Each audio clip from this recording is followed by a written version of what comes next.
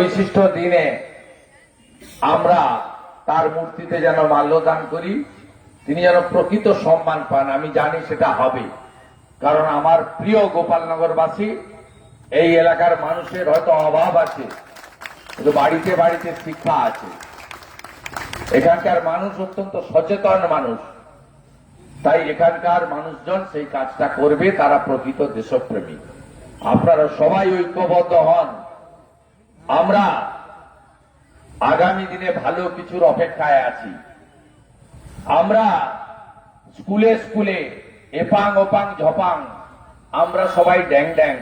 মুখ্যমন্ত্রীর লেখা এইসব বই আমাদের ছেলে মেয়েরা পড়ুক, আমরা চাই না। আমরা চাই স্কুলে স্কুলে ডক্টর শ্যামাপ্রসাদ মুখার্জিদের মতো, ক্ষুদিরাম বসুদের মতো, মাতঙ্গী হাজরাদের মতো, বিনয় বাদল দীনেশদের মতো এদের আত্মজীবনী সংগ্রাম পড়ানো হোক।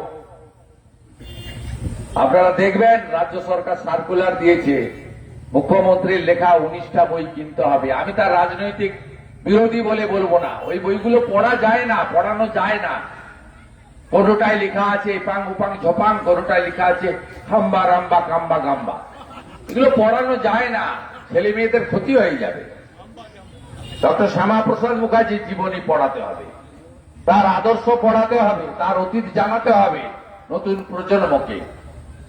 আমরা নিশ্চিত যে আগামী 8 মাস পরে সে সুযোগ বাংলার গণদেবতা জনতা জনার্দন পশ্চিমবঙ্গের মানুষ সে সুযোগ আমাদের করে দেবেন, যে সুযোগের মধ্য দিয়ে আজকের দিনটি সরকারিভাবে উদযাপিত হবে।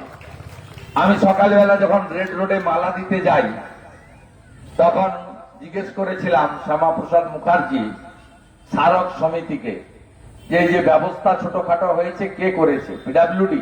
বলেছে না না, সরকারের কোনো ভূমিকা নেই। জিজ্ঞেস করলাম সরকারের কেউ মালা দিতে এসেছে? বললাম না, আসেনি। তারপরে গেলাম বিধানসভা, বিধানসভার হেড হচ্ছেন অধ্যক্ষ স্পিকার, তার সহকারী হচ্ছেন ডেপুটি স্পিকার।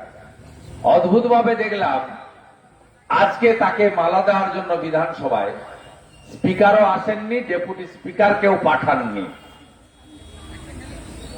আমরা তার প্রতি এই অবহেলা আমরা নিশ্চিতভাবে ভালোভাবে নেব না। আগামী দিনে আমরা যদি সুযোগ পাই স্কুলে স্কুলে ডক্টর শ্যামাপ্রসাদ মুখার্জির জীবনী পড়ানো শুধু নয়, তার ছবি রাখার ব্যবস্থা করব। তিনি কে ছিলেন আমাদের নতুন প্রজন্ম, আগামী প্রজন্মের জানা দরকার আছে। বাঙালি হিন্দুদের হোমল্যান্ড দিয়ে গেছেন ডক্টর শ্যামাপ্রসাদ মুখার্জি, তাকে আমরা বাঙালি হিন্দুরা কোনোদিন যেন ভুলতে না পারি। এই প্রার্থনার সাথে আপনাদের সকলকে শুভেচ্ছা অভিনন্দন জানিয়ে অনেকদিন পরে এখানে গোপালনগরে এলাম আমি। আপনারা সবাই ভালো থাকবেন।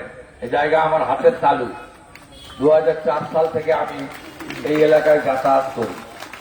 একবারে যশার থেকে শুরু করে একদম আমাদের নদী রূপনারায়ণের বাঁধ দেনান পর্যন্ত আমার পুরো জায়গা হাতের তালু। প্রতিটা গ্রাম চেনা, প্রত্যেককে আমি চিনি, প্রত্যেকে যে যেই রাজনীতি করুন না কেন সবাইকে আমি জানি।